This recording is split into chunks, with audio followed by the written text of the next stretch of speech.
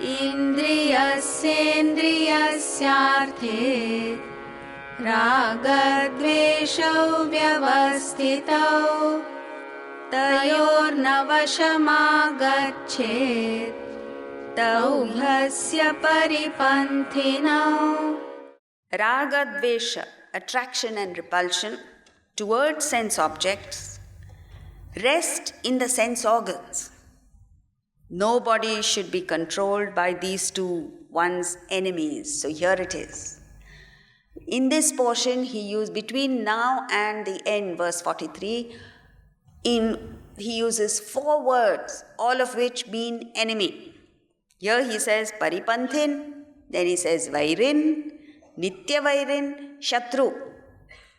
So what he's saying is, desire is your greatest enemy. Watch out for that desire. There are no enemies outside. All your enemies are inside. The monsters are within you. And these are desire. And what are you doing with this desire?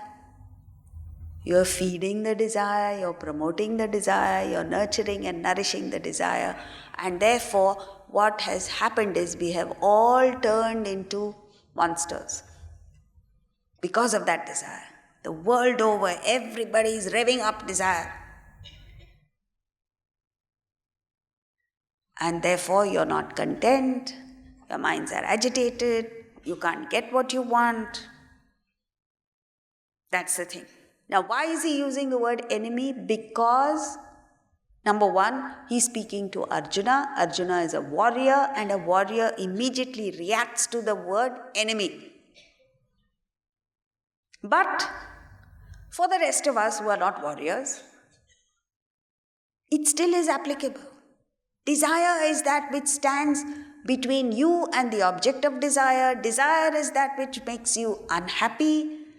And the aberrations of desire are even worse. Greed, anger, so on and so forth.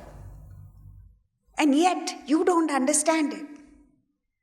You are promoting desire. So he nails it, says it's your enemy.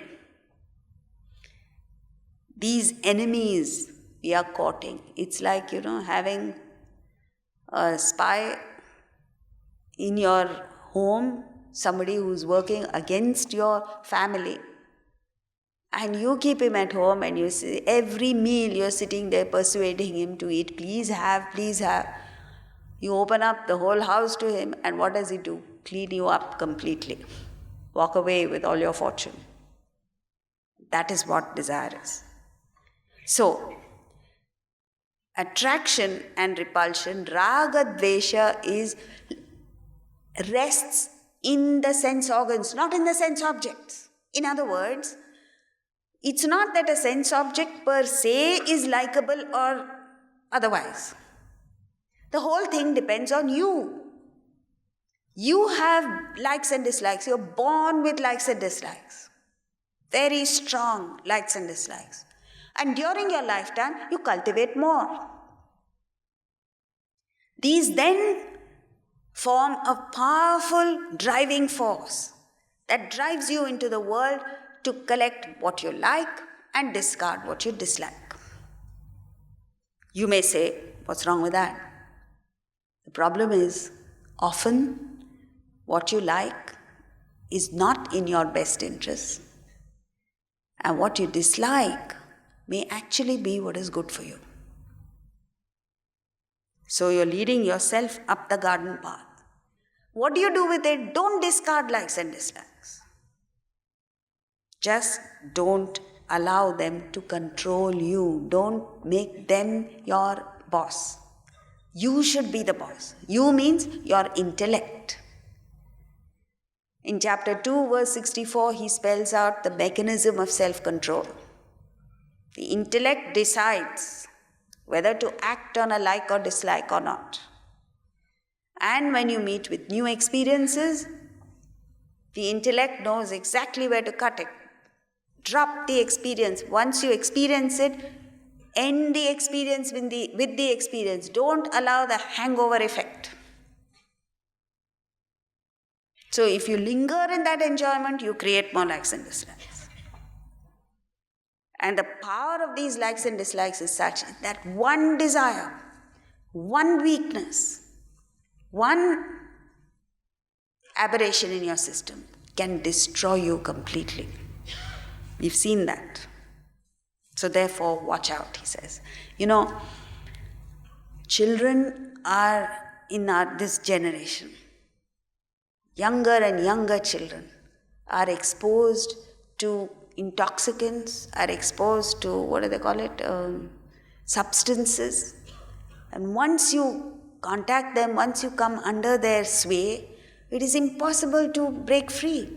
And children don't have that intellect. How can you do that?